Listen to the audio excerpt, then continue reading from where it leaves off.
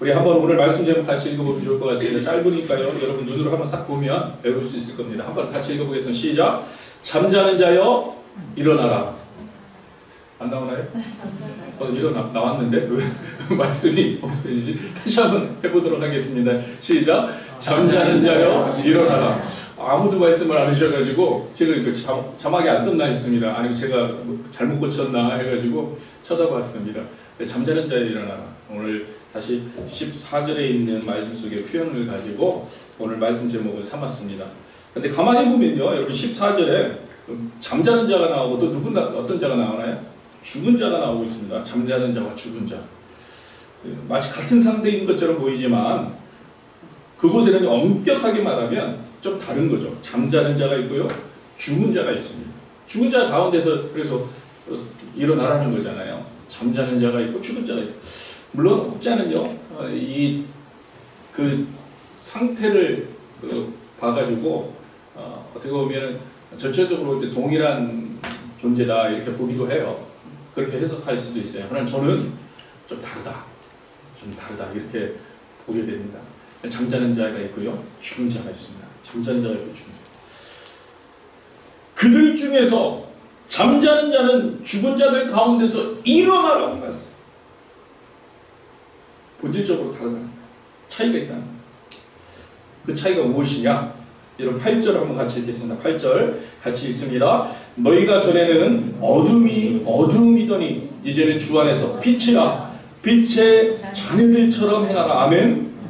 지금요 바울이요 이런 그 대조를 많이 합니다. 이전 이후 옛사람 새사람 뭐 이런 비유를 많이 이런 방법으로 많이 설명을 하고 있는데 오늘 본문에도 전에는 그리고 이제는 이렇게 대조를 이루고 있어요. 과거에는 계속적으로 어둠에 속한 자들이었음을 보여주고 있어요. 이들이 곧 죽은 자들의 모습입니다. 어둠에 속한 자들. 이 죽은 자들은요, 특징이 하나님의 진노하신 가운데 소망이 없는 백성들을 죽은 자라고 해요. 그러나 이제는 다르다는 거예요. 어떻게 달라요? 빛 대신 예수 그리스도 안에 거하며 하나님 나라의 기업을 상속받을 그런 백성, 그런 복된 백성이 되었다고 이야기합니다. 여러분 구약에서도요 이런 표현이 자주 나오는데요. 어둠이라는 표현은 구약에서 주로 어떤 거의 상징이요? 죽음의 상징입니다. 죽음. 그리고 또 심판의 상징이에요. 그리고 빛은 뭐의 상징이에요? 여러분 잘 알죠? 빛. 하나님이에요. 빛. 그래서 빛으로 천지를 창조하시잖아요. 하나님이요. 빛. 그리고 구약에 보면 모세가 빛 가운데 주님을 만나죠. 그러니까 그리고 주님을 만나는 사람들의 모습을 보면 빛으로 만나는 것을 보게 됩니다. 그러니까 하나님을 이야기합니다. 또 생명을 이야기합니다. 그렇기 때문에 구원을 상징하는 개념이 빛에 나타나는 거예요. 그래서 이제는 빛이라 이렇게 말씀합니다. 이제는 빛이라. 이제는 생명이라는 얘기예요. 이제는 구원을 받은 자들이라는 얘기예요. 이제는 하나님과 함께하는 자들이라는 얘기예요. 여러분 그리고 그 짧은 문장 가운데 이 빛과 어둠을 구별시켜주는 기준이 드러나고 있습니다. 무엇입니까? 8절에 나오고 있는데 뭡니까 기준이? 주 안에서라는 거예요. 주 안에서. 엔키리오. 주 안에서. 엔 크리스토스. 뭐예요? 그리스도 안에서. 엔 크리스토스. 지금요 바울은요 계속해서 이 단어를 반복해서 사용하고 있어요. 주 안에서, 그리스도 안에서, 예수 안에서. 여러분 주 예수 그리스도 안에 있을 때 어둠이 빛이 될 수 있다는 거예요. 빛이 됩니다. 그래서 우리는요 빛이 됩니다. 불순종의 아들들이 변하여서 빛의 자녀가 되었습니다. 여러분 예수 그리스도의 보혈 공로로 말미암아 빛이 된 거예요. 믿으시길 축복합니다. 아멘. 아멘 하셨는데 여러분에게 묻겠습니다. 속으로 대답하세요. 여러분 빛 맞으십니까? 속으로 다 대답하셨을 줄로 믿습니다. 100%는 다 그렇게 고백. 여러분 이건 우리들이 그렇게 하사한 게 아니라 하나님이 그렇게 얘기해 주신 우리는 아멘으로 믿습니다. 아멘. 여러분 우리는 빛입니다. 예수님 안에 있으면 모두가 빛이 됩니다. 더 이상 어둠에 있지 않습니다. 그런데 빛이 빛인지 모르는 사람들이 있다는 거예요. 빛이 빛인지 모르는 사람들. 아니, 생각으로는 알고 있는데 빛의 모습을 나타내지 못하고 있는 사람들이 있다는 거예요. 나는 빛이라고 얘기를 하고는 있는데 사실 빛의 모습이 안 나타나. 빛이 안 드러나. 빛이 나타나질 않아. 이런 사람들이 있다는 거예요. 이런 자들이 어떤 자들입니까? 이런 자들이 잠자는 자들. 오늘 보면 잠자는 자들이 이런 자들이에요. 이미 우리에게 생명을 주셨는데, 생명의 빛을 주셨는데 그 사실을 모르고 있는 자들이라. 이미 우리에게 구원의 빛을 주셨는데 그 놀라운 복음의 능력을 나타내지 못하고 있는 자들. 한마디로 빛으로 나타나고 있지 못하는 거예요. 빛을 발하지 못하고 있는 거예요. 그냥 똑같은 거예요. 세상 사람들은. 이렇게 보면 드러나야 되는데 빛이 막 드러나야 되는데 광채가 나야 되는데 신비적인 이야기, 뭐 기적적인 이야기 제가 그 얘기하는 거 아닙니다. 삶이 달라집니다. 세 사람, 그동안 얘기했던 세 사람의 모습이 드러나야 되는데 똑같다는 거예요. 섞어놓으면 누가 누군지 구분할 수가 없어요. 똑같다는 거예요. 바울은요, 그러한 그들을 향해서 힘주어 권면합니다. 잠자는 자여 깨어서 죽은 자들 가운데서 일어나. 너희들 죽은 자들이 아니잖냐. 너희들은 빛이지 않냐. 빛의 자녀이지 않냐. 너희들은 예수 그리스도로 말미암아 그의 능력을 입은 자들이지 않냐. 일어나라. 일어나라. 달라야 된다. 달라야 된다. 빛의 자녀로 살아. 그 얘기를 지금 하고 있는 거예요. 그래서 빛의 자녀처럼 행하라고 권면하는 거예요. 지금요, 이제는 빛의 자녀처럼 행하라. 빛. 여러분 빛 맞으십니까? 다시 한번 묻습니다. 여러분 빛 맞으십니까? 빛의 자녀 맞으십니까? 그렇다면 빛의 자녀처럼 행하게 되기를 축복합니다. 지금 바울이 그 얘기를 하고 있는 거예요. 우리가 빛이잖냐. 우리 빛이잖아. 빛의 자녀잖아. 그렇다면 빛을 발해야지. 빛을 발해라. 빛의 자녀로 일어나라. 여러분, 이곳에 있는 우리 모두는요, 죽은 자들이 아닙니다. 살아있는 하나님의 백성들입니다. 여러분 좌우 옆에 보세요. 여러분 살아있는 하나님의 백성입니다. 이렇게 한번 선포하세요. 좌우 옆에. 여러분은 살아있는 하나님의 백성입니다. 여러분 이 선포가 그대로 될 줄로 믿습니다. 여러분 이거 축복이에요. 우리는 살아있는 사람들이에요. 우리 여기 살아있는 사람들이에요. 우리는요 진짜 참 생명, 여러분 영적인 것이 우리가 보는 육적인 것보다 더 진실입니다. 근데 그 영적인 것을 하나님이 약속해 주는, 그거는 우리의 어떤 자격이 있어서가 아니라 주님이 은혜로 그렇게 해주셨다는 거야. 그러니까 주님이 그냥 거저 주셨는 거예요. 우리 그냥 아멘 하면 되는 거예요. 아멘. 그럼 사는 거예요. 사는 거예요. 우리 하나님의 백성이에요. 그러니까 어둠에 있지 마시고요, 빛의 자녀로 살아가시길 축복합니다. 사실 이것은요 예수님께서도 해주신 놀라운 선포예요. 예수님께서도 이런 말씀을 하십니다. 요한복음 8장 12절 한번 보세요. 같이 읽겠습니다. 예수께서 또 일러 가라사대 나는 세상의 빛이니 나를 따르는 자는 어둠에 다니지 아니하고 생명의 빛을 뭐라고요? 얻으리라. 아멘. 아멘. 우리가 예수를 믿으면 우리는 그분과 함께 빛이 되는 거예요. 이는 주 안에서 빛이라, 빛이 자녀처럼 행하라. 이게 그래서 당연하다는 거예요. 우리는 빛이에요. 우리는 주 안에서 빛으로 사는 것이 당연한 거예요. 여러분 당연하게 사시길 주의 이름으로 축복합니다. 당연하게 사시길 주의 이름으로 축복합니다. 여러분 빛으로 일어나길, 그래서 빛으로 일어나야 돼요. 이미 우리는 빛입니다. 날마다 깨어나시길 축복합니다. 날마다 빛으로 살아가시길 축복합니다. 그리고 그렇다면요, 우리가 빛으로 살아가기 때문에 결국은 빛의 열매를 맺게 된다는 거예요. 여러분 빛의 열매, 여러분 구절 한번 보세요. 빛의 열매에 대해서 설명해 줍니다. 빛의 열매는 모든 착함과 의로움과 진실함에 있느니라. 아멘. 여러분 이런 열매를 맺게 된다는 거예요. 그러니까 예수를 믿으면 딱 보면 뭐예요? 착함이 있다는 거예요. 의로움이 있다는 거예요. 진실함이 있다는 거예요.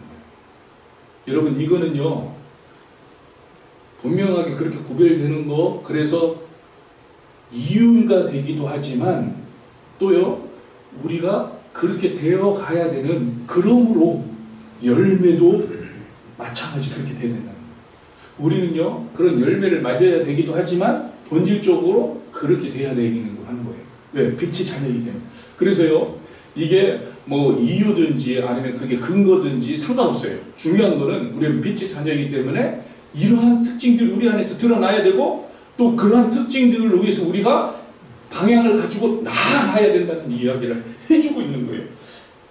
여러분 착함 뭡니까? 착함. 뭐 선행이나 덕행을 말합니다. 착함.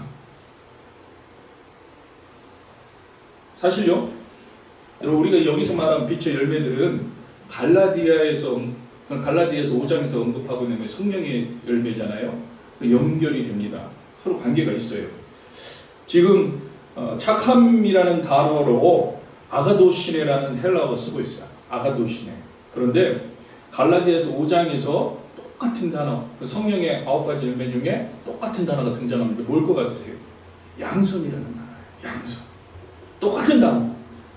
아가도시네라는 단어를 쓰고 있어요. 근데 양선이라는 것은요, 어떤 의미냐면 도덕적으로 뛰어난 거예요. 도덕적으로. 그래서 선행이나 선함으로 이 양선이라는 단어를 바꿔서 바꿔서 번역하는 한국어 성경들이 있어요. 그래서 양선이라고 쓰기도 하지만 선행, 선함 이렇게 번역하기도 하는 거예요. 여러분 그렇기 때문에 이 선이라는 거예요. 선. 착하면 선. 근데요 여러분 생각해 보세요. 선이 뭡니까? 선은요 하나님의 속성이에요. 우리 사람의 속성이 아니에요. 하나님 한 분만이 선하다고 예수님은 얘기하시는 것을 여러분 기억하실 거예요. 누가 선하냐? 하나님밖에 선하지 않다. 예수님은 얘기하죠. 완전한 선을 행하시는 분이 하나님이에요. 그러므로 하나님의 하시는 일은요 선하시고 또 그분이 만드시고 그분이 이룩하시는 것은 모든 것이 선한 거예요. 또 그렇기 때문에 하나님의 말씀이 선하십니다. 하나님의 말씀. 그렇기 때문에요 하나님 뜻에 순종하는 것, 그 선하신 일에 같이 가는 것, 이게 바로 선이에요. 선. 여러분 사도행전 11장 24절 보면 이런 말씀이 나옵니다. 같이 읽겠습니다. 사도행전 11장 24절 같이 읽겠습니다. 바나바는 착한 사람이요 성령과 믿음이 충만한 사람이라 이에 큰 무리가 주께 더하였습니다. 지금요 바나바는 착한 사람이라는 표현이 나오고 있습니다. 여기서 이 착한, 여기서 착한이라는 것은요 오늘 말하는 착함의 형용사형이에요. 똑같은 단어가 사용되고 있어요. 성경은요 바나바를 소개하면서 착한이라는 단어를 사용하고 있다는 거예요. 여러분 우리가 성경 읽다 보면 이 대목을 읽을 때 어떻게 쓰셨어요? 여러분들이 아 착하구나. 왜 우리 기준으로 읽잖아요. 그냥 우리가 얘기하는 착한 특징, 심성이 곱구나, 아니면은 부드럽구나, 아니면은 매너가 좋구나, 뭐 이런 식으로 여러분들 생각했을 거예요. 그런데 오늘날 우리가 생각하는 그런 착하다는 의미가 아닌 것 같아요. 굳이 착한 사람이요 이렇게 이해해요. 우리는요 오늘날요 그냥 소개할 거 없으면은 이 사람 착해요. 근데 지금 그렇게 바나바를 소개하고 있는 걸까요? 성경이? 아니라는 거예요. 특별한 거예요. 이 단어가 특별한 단어입니다. 착한 사람이라는 거예요. 착한 사람. 빛의 자녀로 사는 착함은요 하나님의 뜻에 순종하는 삶을 말하고 있는 거기 때문에 여기서 말하는 착함은요 하나님 뜻에 순종하는 삶, 하나님께서 우리를 부르신 그 목적에 합당하게 살아가는 그 삶, 그것을 이야기하고 있는 거예요. 여기서 착한, 그러니까 바나바는 착한 사람이에요. 여러분 바나바는 뭐예요? 하나님의 부르신 대로 살고 있는 사람이라는 거예요. 하나님의 부르신 대로. 바나바가 그런 삶을 살았어요. 그래서 바나바는 착한 사람이에요. 하나님은요 구원의 선한 일을 위해서 바나바를 부르셨는데 바나바는 그 목적으로 해서 살아갔어요. 여러분 우리가 바나바의 삶의 모습을 보면 그렇잖아요. 늘 그래요. 선한 일을 합니다. 선한 사업을 합니다. 그리고 바나바는요 나눠주기를 얼마나 좋아하는지 몰라요. 나눠주고 베풀고 그런 자입니다. 그래서 부유한 지주 출신이었던 이 바나바는요, 가난한 자들을 위해서 자신의 가진 재산을 교회 앞에 내놓는 그런 사람이었어요. 여러분 사도행전 4장을 한번 보세요. 4장 34절에서 37절 같이 한번 읽겠습니다. 그 중에 가난한 사람이 없으니, 이 교회를 얘기하는 거예요. 지금 처음에 초대교회 탁 행상했어요. 그 중에 가난한 사람이 없으니 이는 밭과 집 있는 자는 팔아 그 판 것의 값을 가져다가 사도들의 발 아래 두매 그들이 각 사람의 필요를 따라 나누어 줌이라. 같이 읽겠습니다. 그부로에서 난 레이족 사람이 있으니 이름은 요셉이라. 사도들이 일컬어 바나바라. 바나바가 등장하고 있어요. 번역하면 의로의 아들이라.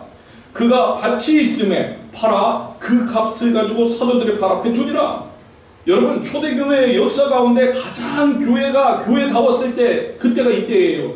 가장 교회가 교회다웠을 때, 우리가 생각하는 교회가, 우리가 만나본 교회가 정말 이런 교회를 만나보지 못했잖아요. 근데 가장 교회가 교회다웠을 때 함께 모여서 찬양이 뜨겁고 기도가 뜨겁고 성령의 역사가 불같이 일어나고 있던 그때, 그래서 그 안에서 하나가 되고 성령의 충만함을 받았을 때 그때의 모습, 서로 모든 물건을 통용하는데 그때 기록상으로 제일 먼저 도너, 그 기부자로, 모든 것을 헌금한 자로 등장하는 인물이 바로 누구예요? 바나바라는 거예요. 여러분 이런 모습을 지금요 성경은 착하다고 얘기합니다. 착하다. 하나님 뜻대로 결단하고 하나님 뜻대로 행동하는 사람, 이게 착한 사람이에요. 바나바는 늘 하나님 뜻대로 순종하기를 애쓰는 사람이었어요.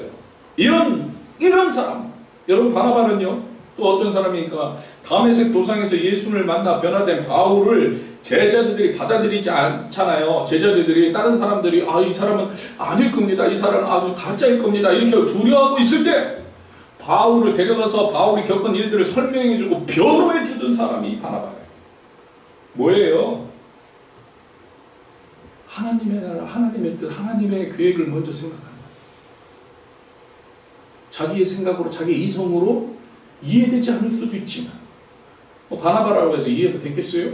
근데 들었어요. 하나님 어떻게 역사하시는지 들었어요. 순종하는 거예요. 심지어는요 바울을 안디옥에 데려다가 사역을 시킨 사람, 그래서 안디옥에서 바울이 처음 사역을 시작할 수 있게 하신, 그게 바나바예요.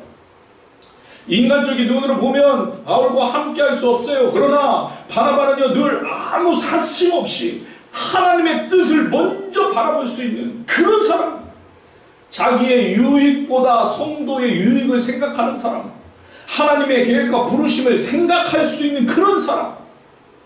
여러분 이런 모습이 바로 착함이에요. 착함. 빛의 자리에는요 이게 있어야 된다. 이게 있어야 된다는 것뿐만 아니라 이게 있는 것이 빛이잖아요. 착함. 이런 착함이 우리의 이름 앞에 형용사로 붙게 되기를 주님의 이름으로 축복합니다. 우리 이름 앞에 착한 종류라, 이렇게. 여러분 좌우 옆에 계신 분들 한번 보세요. 남편인 경우에는 착한 남편, 아내인 경우에는 착한 아내. 서로 관계없을 때 이름을 한번 불러봐 주세요. 착한 홍길동님아, 착한 홍길동님아. 여러분 성경에서 말하는 착함의 그 형용사 그대로 여러분이 불리게 될 것을 축복합니다. 축원합니다. 그렇게 되길 축복합니다. 두 번째는요 뭐였어요? 의로움입니다. 의로움. 이것은요 하나님과 사람에 대한 공정하고 올바른 행위를 말하는 거예요. 공정하고 올바른 행위. 사실요 의로움은요 이 또한 하나님의 속성이에요. 사실 우리한테는 없는 거예요. 의롭지 않아요. 의로움은 하나님의 속성이에요. 우리에게는요 공정하고 올바른 행위가 나타나지 않아요. 그래서 우리는요 예수 그리스도의 십자가 은혜로 칭의, 그렇죠? 의롭다 칭함을 받았을 뿐이에요. 우리가 의롭지 않아요. 십자가 은혜로 우리를 의롭게 여겨주시는 것 뿐이에요. 근데 의롭다 칭해줄게, 그래서 칭의예요. 우리는 값없이 의롭다 인정된 사람들이라는 거예요. 그러나 칭의된 하나님의 백성들은요, 칭의받은 거지만, 의롭다 칭함받은 거지만 그렇게 살아가야 된다는 거예요. 그렇게 살아가려고 노력해야 된다는 거예요. 이게 빛의 자녀라는 거예요. 빛의 자녀. 의를 바라보고 그 의를 바라보고 의를 찾아야 된다는 거예요. 의를 바라보고 그렇게 살려고 노력해야 돼. 그게 뭐예요? 의에 줄이고 목마른 자예요. 그게 의에 줄이고 목마른 자예요. 하나님 의대로 살려고, 하나님 속성인 그 의대로 올곧게 바르게 살려고, 하나님의 뜻을 붙잡고 살려고 발버둥치는 주의는 갈급함. 지난주 그 큐트 본문에 보면요, 그 1만 달란트 빚진 자의 비유가 나옵니다. 여러분 이미 보셨겠지만 1만 달란트를 받은 것이 그러니까 받을 것이 있는 주인이 빚진 자를 부르죠. 그리고 그에게 말합니다. 네 못 갚을 것 같으면 네 몸과 내 아내와 네 자식들과 모든 소유를 다 팔아서 갚아라. 다 팔아가요. 그러니까 그 종이 바짝 엎드립니다. 그래서 절합니다. 그러고 막 간절히 간청을 하는 거예요. 주인님, 제발 참아주세요. 제가 어떻게든 다 구해가고 다 갚아. 저를 팔고 제 아내를 팔고 제 자식들을 다 팔고 내 가진 거 다 그거 해갖고 1만 달러도 되지도 않습니다. 뭐 그런 것 같아요. 뭐 그런 자세한 내용은 없지만 막 그러니까 막 간절히 너무 불쌍하잖아요. 그 모습을 보고. 그 주인이 모든 것을 탕감해줘. 이제 이 종은 어떻게 된 거예요? 이제 탕감을 받는 거예요. 은혜를 입은 거죠. 그러면 어떻게 살아야 돼요? 탕감받은 자로 살아야 돼요. 은혜를 입은 자로 살아야 합니다. 그것을 감사하며 살아야 돼요. 그것을 감격해하며 기뻐하며 살아야 돼요. 그런데 이 1만 달란트 빚졌던 자가 그 탕감받으면서 나오면서 자신에게 100달러 빚진 자를 만난 거예요. 화가 난 거예요. 빚 안 갚는다고 오기 가두어 버려요. 이 소식을 들은 주인이 이 종을 불러서 이렇게 말합니다. 여러분 잘 들어보세요. 이 종이 종을 향해서 이 빚을 탕감해줬던 주인이 이렇게 말해요. 악한 종아, 내가 빌기에 내가 내 빚을 전부 탕감하여 주었거늘 내가 너를 불쌍히 여김과 같이 너도 내 동료를 불쌍히 여기면 마땅하지 아니하냐. 여러분 마땅하지 않아요. 1만 달란트 탕감받은 은혜로 사는 것이 마땅하지 아니하냐. 그것을 감사하는데 마땅하지 아니하냐. 여러분 칭의도 마찬가지라는 거예요. 여러분 우리가 자격이 있어서 칭의받은 게 아니에요. 우리는 아무 공로 없이 선물로 은혜로 하나님이 우리를 의롭다 칭해줬어요. 그러면 와, 그것이 감사해서 의롭게 사는 것이 마땅하지 아니하냐. 너도 내 동료를 불쌍히 여겨 탕감해 주는 것이 마땅하지 아니하냐. 여러분 칭의받은 거 확신하십니까? 우리도 의롭게 살고 노력해야 돼요. 그게 빛의 자녀라는 거예요. 빛의 자녀. 비록 1만 달란트의 은혜를 우리가 입었고 100데나리온의 은혜를 베풀더라도 아주 작은 의로운 삶이라도 시작하는 것이 당연하다는 거예요. 우리는 사실요 하나님의 은혜에 비하면 비길 데가 없죠. 우리가 옳은 일, 바른 일, 좋은 일 얼마나 할 수 있겠어요. 그러나 그럼 우리 빛의 자녀이기 때문에 하나님이 원하시는 삶을 그 의를 행하려고 갈급해하고 하나님의 뜻을 행하려고 갈망하고 이런 게 우리 안에 있어야 돼요. 우리가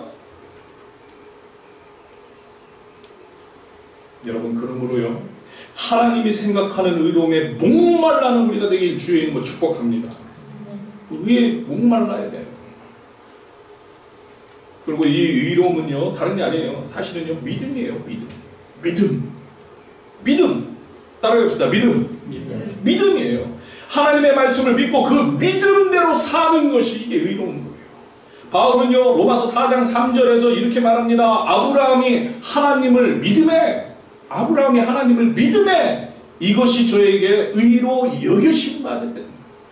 하나님을 믿었기 때문에 여호와 이레 하나님을 만나는 거예요. 그 이삭을 드리려고 나가는 거예요. 믿음에 그것을 그런데 그 믿음을 의로 여기시다. 여러분 우리의 의로움은요 다른 것이 아닙니다. 말씀대로 사는 거예요. 말씀대로 살려고 하는 거고 말씀을 그래서 붙잡고 말씀을 의지하여 나가는 거예요. 하나님을 믿고 그 믿음에서 따라 나오는 그 행동 우리의 욕심대로가 아니라 당장 우리 앞에 필요한 생리적인 욕구가 아니라 하나님의 원하시는 대로 그렇게 살기를 하나님이 원하는 대로 내가 살겠습니다. 그렇게 살고 싶습니다. 이렇게 간절히 원하는 거 갈망하는 거 여러분 이게 의의 즐거운 말이에요. 나 하나님 원하신 대로 정말 살고 싶어요. 하나님 말씀하신 대로 정말 살기를 원해요. 내가 이 땅에서요 하나님 정말 빛의 자녀로 살아가기를 원해요. 여러분 이런 선포 이게 의의 즐거움. 세 번째 진실함. 순수하고 정직함을 의미합니다. 어디에요? 말과 행동의 정직함. 겉과 속이 일치하는 것. 거짓으로 일치하는 것이 아니라 뭐 나쁜 짓으로 겉과 속이 일치하는 게 아니라 정직함. 선한 것으로 겉과 속이 일치하는 것. 여러분 우리가 이런 경우 많이 보잖아요. 책임을 다하는 척 하는 거 겉으로. 속으로는 언제 도망갈까 이런 건 진실함이 아니죠. 진실함이 아니죠. 오늘의 교회와 성도의 문제 가운데 하나가 이 진실함이 결여되었다는 겁니다. 진실함, 이 진리 대신 예수를 믿으면서 진실함이 부족해요. 이게 문제입니다. 교회에서의 생활과요, 교회 밖에서의 삶이 다른 것을 많이 보게 됩니다.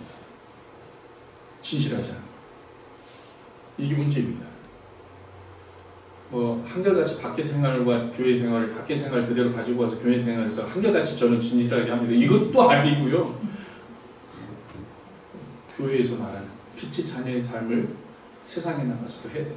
이게 진실함이에요. 어떤 경우이든 좋을 때이든 나쁠 때이든 책임을 질 수 있는 우리가 돼야 돼요. 그러지 못하니까 교회는요 오늘 평가가 말만 잘한다는 얘기예요. 말만 잘한다. 교회는 말만 잘한다. 저도 사실요 좀 부끄러운 모습인 것 같아요. 저도 그러지 않을까. 저도 항상 저를 돌아보려고 노력합니다. 설교를 하다 보면 말을 좀 많이 하잖아요. 그렇게 살지 못하진 않는가. 여러분 우리가 그래요. 근데 우리 그거 가지고 주눅들지 말고요. 우리가 그럼에도 불구하고 정말 방향성을 가지고 진실해지려고, 신실해지려고, 우리가 빛의 자녀로 살려고 열심히 간구하고 나아가야 돼요. 여러분 빛의 열매를 맺어야 합니다. 빛의 열매를 맺어야 돼요. 그럼 어떻게 맺어요? 어떻게? 여러분 10절 한번 보세요. 10절 같이 읽겠습니다. 주께 기쁘시게 할 것이 무엇인가 시험하여 보라. 아멘. 여러분 바로 이 점만 기억하시면 돼요. 이 점만 기억하면 그런 빛의 자녀가 될 수 있어요. 그런 빛의 자녀로 행할 수 있어요. 지금 뭐라고 얘기합니까? 주께 기쁘시게 할 것이 무엇인가 시험하여 보라. 시험하여 보라. 한국말이 참 어려운 것 같아요. 시험하여 보라 이렇게 얘기하고 있는데요. 이게 원어로 보면 도키마 준테스. 헬라어가 더 힘든가요? 근데 이게 무슨 의미가 가지고 있는 걸 생각하면 여러분 이해하기 쉬울 거예요. 분별하다, 찾다, 알아내다 이런 의미가 있어요. 그래서 영어로 보세요. 영어로 뭐라고 쓰고 있습니까? 예, 여기서 find out. 찾으려는 거예요. 시험하여 보라. 그러니까 시험을 하는데 왜 그 말에 그게 있잖아요. 시험하는 게 찾으려고 시험을 하는 거예요. 주님이 기뻐하실 일이 무엇인가를 찾으려고 내 삶에서 내가 뭐든 하든 무엇을 하든 주님 기뻐하실까? 주님이 기뻐하신 일일까? 주님이 기뻐하실까? 이거 생각하라는 거예요. 이거 생각. 그걸 생각하며 살면 된다는 거예요.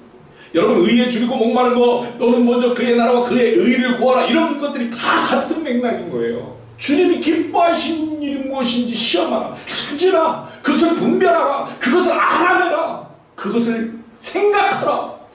여러분, 우리 삶이 그렇게 해요. 늘 무엇을 하든지. 여러분, 그러면요 빛의 자녀의 삶을 누리게 되었습니다. 여러분, 이런 빛의 삶의 삶 속에서 절대로 잠들지 않게 되길 소망합니다. 잠들지 않기를 소망합니다. 빛의 자녀를 잊어버리지 말기를 소망합니다. 그래서 바울은요 다시 한번 당부를 하는 거예요. 11절부터 14절에서 다시 한번 당부를 합니다. 뭐라고 합니까? 열매 없는 어둠의 일에 참여하지 말라고 당부를 하는 거예요. 도리어 책망하라고 당부를 하는 거예요. 그런 일들은 말하기도 부끄러운 일들이다. 이것을 너희들이 명심해라. 사실요 5장에 들어와 밝히고 있잖아요. 5장에 들어와서 무슨 이야기를 했습니까? 음란과 탐욕이 가득한 우상 숭배들, 이런 일들은 매우 수치스러운 일인데, 그런데도 불구하고 어둠에 빠진 자들은 그것을 부끄러움을 느끼지 못한다는 거예요. 빛의 자녀들은요 잠에서 깨어서 일어나 이것을 책망하라는 거예요. 책망하라. 여러분, 책망하라니까 어떤 거예요? 싸울까? 가서 정지할까? 여러분, 이 책망하다는 것은요 원래 의미는요 영어로 뭐라고 나와있어요? exposure라고 나왔어요. 드러내라는 거예요. 드러내라. 폭로해라. 근데 여러분, 드러내라 폭로하는 방법이 뭐예요? 봐가지고 막 싸우고 막 이게 아니라 빛을 비추라는 얘기예요. 우리가 뭐예요? 빛의 자녀잖아요. 빛의 자녀잖아요. 지금 옆방 깜깜할 거예요. 빛이 없어서 어떻게 해야 돼요? 거기에 그 어두운 가운데 우리가 들어가면 돼요. 빛의 자녀가 들어가서 빛을 비춰주면 드러나게 됩니다. 여러분, 드러나면 더 이상 어둠이 아닌 거예요. 드러나면 더 이상 어둠이 아닌 거예요. 드러나면 어둠이 빛이 되는 거예요. 그러니까 결국 뭐예요? 우리가 빛의 자녀의 역할만 잘하면 돼요. 빛의 자녀로만 서 있으면 돼요. 우리가 먼저 잠에서 깨어서 일어나면 돼요. 가서 어둠 가운데 그래서 빛을 비춰주면 돼요. 여러분, 13절 그래서 놀라운 말씀이 있잖아요. 놀라운 말씀 13절 같이 읽겠습니다. 그러나 책망을 받는 모든 것이 빛으로 나타나나니 나타나지는 것마다 빛이니라. 아멘.